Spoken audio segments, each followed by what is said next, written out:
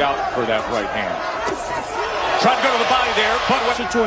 So this is more than most people imagine. Work with that jab of Benavidez. He's going to have to out jab. There he is. There he goes to the body. Blocking counter. Benavidez with an offensive output. Pretty punch break here. And then back to Crawford and Benavidez. Right in front of Benavidez. Crawford should pick up his feet. They did earlier in the fight. Covering up like that doesn't work out so that time does Crawford. There he works his way to the inside. His earmuffs on. That's target practice on the way out. Crawford had a tendency. Fighter in the world, that's Terrence Bud Crawford. A guy who sits #1 atop elite. In 6 minutes for Benavidez to try to... He's catching him with those straight right. Look at that. How can you tell me that? Look. Interesting moment right there as Bud came in and then the right hand. Right now, Benavidez is... Oh, good right hand. But you saw him double up that left hand. Now he gets right into the kitchen.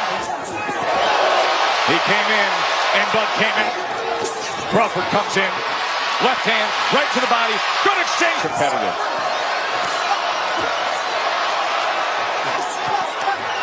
Benavidez a little more. Right in front of Crawford.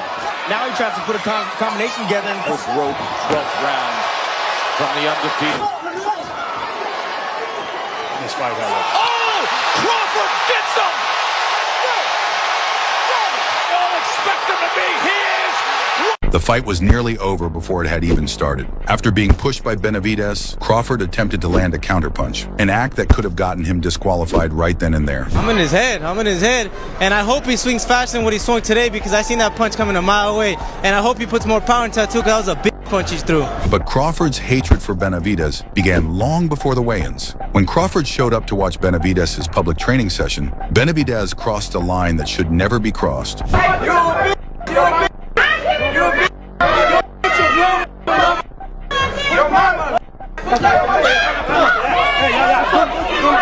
From that moment on, everyone knew this wouldn't just be a boxing match, it was going to be personal from the very start.